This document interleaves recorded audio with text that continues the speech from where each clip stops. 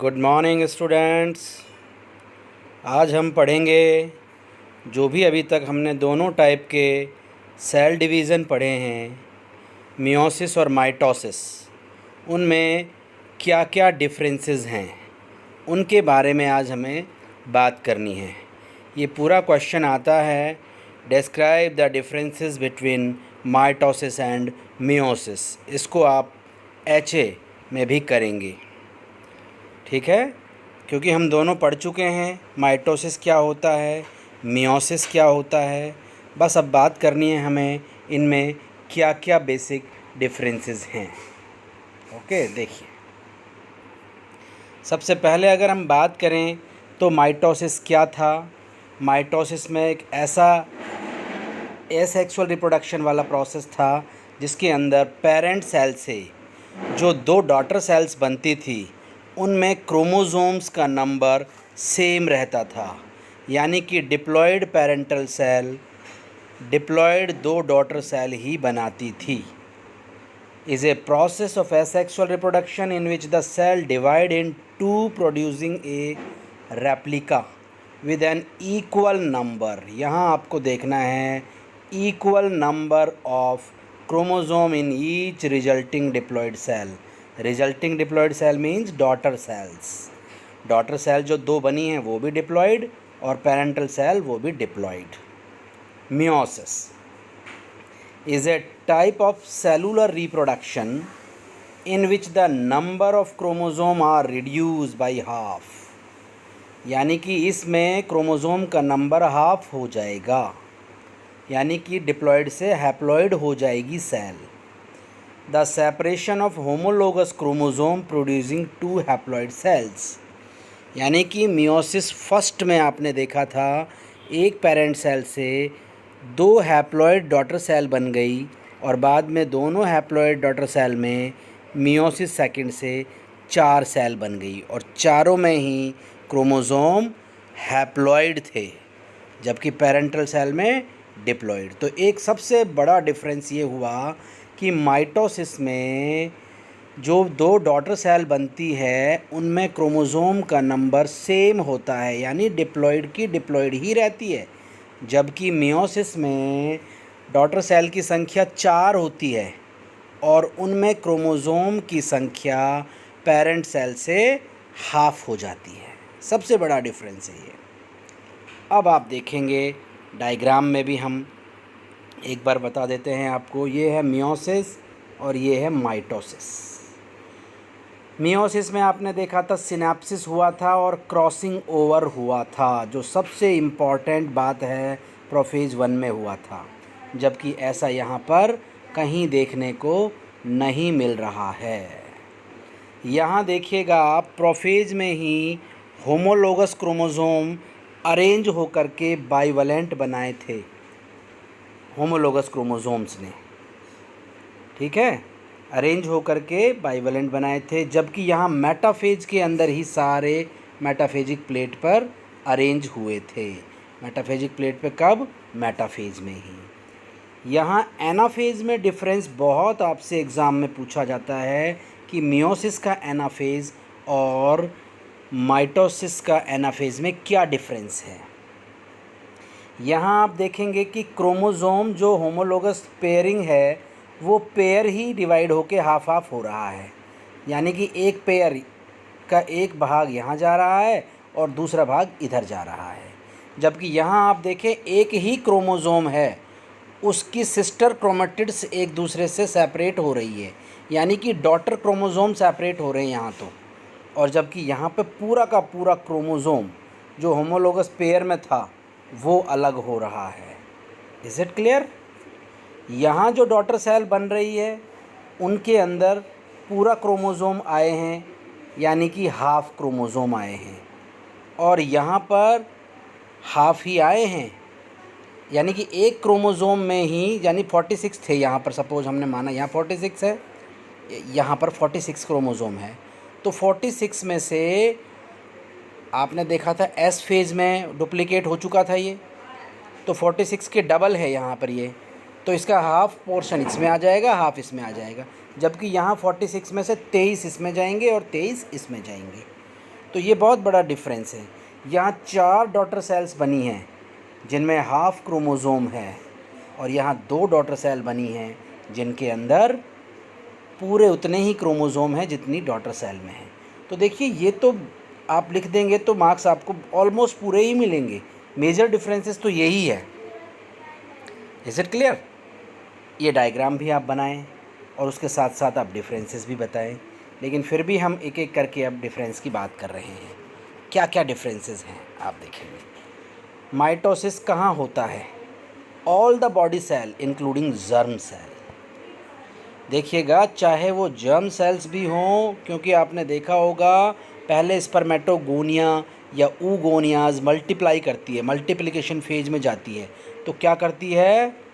Cell का तेज़ी से डिवीज़न करती है, और सारा डिवीज़न क्या होता है? माइटोसिस। लेकिन जब स्पर्म, जैसे हम बात करें रिप्रोडक्टिव सेल है जो जर्म सेल्स हैं, उन्हीं में केवल मियोसिस होंगे, और वो भी कब? जब गैमिट बन रहे होंगे, और ये पूरी बॉडी की सेल में हो रहे हैं, और ये केवल जर्म सेल्स के अंदर ही हो रहे हैं। डेफिनेशन बताया, it is an equational division, यानी कि जितना पेरेंट सेल में क्रोमोसोम उतना ही डॉटर सेल में, और ये रिडक्शनल डिवीज़न, यानी कि पेरेंट सेल में जितने क्रोमोसोम है उसका हाफ डिवीज़न होगा यहाँ। ये डिस्कवर किसने किया है? वेल्डर फ्लेमिंग ने, और ये हार्टविंग ने, हार्टविंग, ऑस्कर हार्टविंग ने डिस्कवर किया है इसको। तो 3 डिफरेंस ये लिखने हैं आपको। फिर टाइप ऑफ रिप्रोडक्शन, आपने देखा है जब सेम की सेम चीज़ ही बनती है, यानी सेम जीनोम ही आता है, तो वो एसेक्सुअल टाइप का रिप्रोडक्शन हुआ, और ये सेक्सुअल रिप्रोडक्शन। ये जेनेटिकली क्या है? बिल्कुल सिमिलर होगा इसमें, यानी जैसा क्रोमोज़ोम एक सेल में जाएंगे वैसे ही क्रोमोज़ोम दूसरी सेल में भी जाएंगे, जबकि यहाँ पर क्रॉसिंग ओवर होने से जीन एक्सचेंज हो जाएंगे और डिफरेंसेस आ जाएंगे। जेनेटिकली ये डिफरेंट होगा। फिर क्रॉसिंग ओवर, माइटोसिस में कोई क्रॉसिंग ओवर नहीं होता है, नो क्रॉसिंग ओवर अकर्स, जबकि यहाँ पर क्रॉसिंग ओवर होता है, और जीन यानी क्रोमोज़ोम में मिक्सिंग होती है जीनों की, जो हम पढ़ा चुके हैं आपको पहले ही। अगला डिफरेंस देखें, नंबर ऑफ़ डिवीज़न। माइटोसिस में केवल एक ही डिवीज़न होता है, जबकि मियोसिस के अंदर 2 होते हैं, meiosis first and meiosis second. Is it clear? अब देखिए आप, पेयरिंग ऑफ होमोलोगस क्रोमोसोम। क्या माइटोसिस में जाइगोटीन में प्रोफेज की जो जाइगोटीन फेज थी, क्या उसमें होमोलोगस क्रोमोसोम ने पेयर बनाए थे? नो। तो no pairing of homologous chromosome. जबकि मियोसिस में जाइगोटीन में क्या पेयरिंग बनी थी? कौन सी मैकेनिज्म से? सिनाप्सिस से। किसने बनवाया था उसे? सिनेप्टोनीमल कॉम्प्लेक्स ने। Is it clear? नेक्स्ट देखिए आप, mother cell. Mother cell mitosis में चाहे हैप्लॉइड भी हो सकती है, डिप्लॉइड भी हो सकती है, लेकिन उनसे जो सेल बनेगी डॉटर सेल, उनमें क्रोमोसोम का नंबर सेम ही रहेगा, जबकि यहाँ डिप्लॉइड में ही मियोसिस होगा, क्योंकि हैप्लॉइड में अगर मियोसिस हो जाएगा तो हैप्लॉइड का हाफ क्रोमोसोम नंबर होता ही नहीं है। एन तो बेसिक सेट है, तो हमेशा डिप्लॉइड में ही होगा या टेट्राप्लॉइड में होगा मियोसिस, जिससे कि उसका हाफ क्रोमोसोम हो सके। Number of daughter cell produced, अभी आपने डायग्राम में देखी, माइटोसिस में 2 डिप्लॉइड डॉटर सेल होगी, जबकि यहाँ हैप्लॉइड में 4 डॉटर सेल प्रोड्यूस होंगी। चारों में क्रोमोसोम का नंबर हाफ। अब आप देखें chromosome number remain same, daughter cell में क्रोमोसोम का नंबर सेम रहेगा, जबकि यहाँ पर हाफ हो जाएगा, जो हम लगातार आपको बताते जा रहे हैं। कायज़मेटा, यानी कि कायज़मेटा प्रोफेज 1 के क्रॉसिंग ओवर वाले पॉइंट पे बनते हैं, जबकि माइटोसिस में तो कोई क्रॉसिंग ओवर होता ही नहीं है। जब क्रॉसिंग ओवर नहीं होगा तो कायज़मेटा बनेगा क्या? माइटोसिस में एब्सेंट होगा। जबकि यहाँ पर कहाँ होगा। और ये डायरेक्ट क्वेश्चन आपसे 1 मार्क का पूछा जाता है कि कायज़मेटा कहाँ बनते हैं, और आप कहेंगे मियोसिस फर्स्ट के प्रोफेज 1 के किसमें, पैकाइटीन स्टेज के अंदर। कभी कभी ये टर्मिनलाइजेशन होता है तो डिप्लोटीन और मेटाफेज तक चलते हैं। स्पिंडल फाइबर टेलोफेज जैसे ही आती है तो आपने देखा है कि क्रोमोसोम अपने अपने पोल्स पर पहुंच जाते हैं, उनके चारों तरफ न्यूक्लियर मेम्ब्रेन बन जाती है, क्रोमोसोम सारे अनकॉइल होकर के क्रोमेटिन नेटवर्क बना लेते हैं, तो पूरी तरह स्पिंडल फाइबर डिसअपियर हो जाते हैं। जबकि यहाँ टेलोफेज 1 में डिसअपियर नहीं होते हैं, तब तो बने रहते हैं, और जैसे ही टेलोफेज सेकंड कंप्लीट होती है तो वहाँ डिसअपियर होते हैं। तो आप लिख सकते हैं यहाँ कंप्लीटली डिसअपियर हो जाते हैं टेलोफेज में, और यहाँ टेलोफेज 1 में कभी भी डिसअपियर नहीं होते हैं। न्यूक्लियोलाई रीअपियर हो जाती है, न्यूक्लियोलस और न्यूक्लियर मेम्ब्रेन कब रीअपियर हो जाती है, टेलोफेज में, जबकि यहाँ टेलोफेज फर्स्ट में ये अपियर नहीं होती है, टेलोफेज सेकंड में अपियर होती है। साइटोकाइनेसिस ऑकर्स इन टेलोफेज, यानी कि कोशिका द्रव्य का विभाजन साइटोकाइनेसिस है जो टेलोफेज के अंदर हो जाता है। प्लांट में तो कैसे होता है, बाय सेल प्लेट फॉर्मेशन से, जबकि एनिमल में होता है बाय क्लीवेज फुरो जो होती है ना, अंदर घुसती चली जाती है, क्लीवेज फुरो।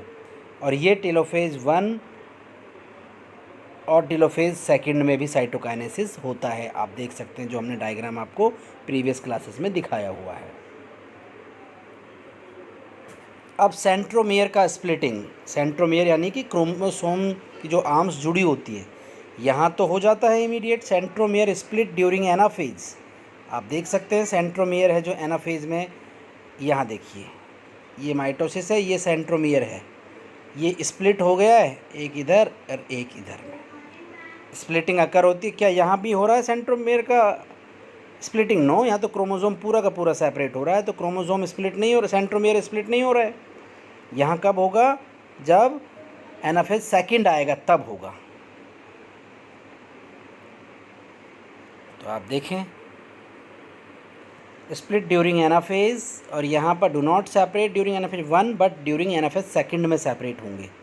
प्रोफेज है जो माइटोसिस की सिंपल है और छोटी भी होती है, और इसकी तो बहुत कॉम्प्लिकेटेड होती है और बहुत ज़्यादा लंबी टाइम तक चलती है, क्योंकि उसके अंदर 5 सब फेजेस और होती हैं, लैप्टोटीन, जाइगोटीन, पैकाइटीन, डिप्लोटीन, डाइकाइनेसिस। तो मियोसिस की ये क्या है, कॉम्प्लिकेटेड होती है स्ट्रक्चर प्रोफेज 1 की, जबकि ये बिल्कुल सिंपल होती है।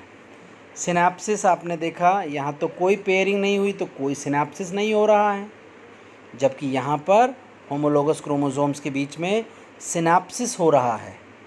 Synapsis takes place during prophase, जबकि वहाँ कोई सिनेप्सिस जैसी चीज़ें नहीं होती है।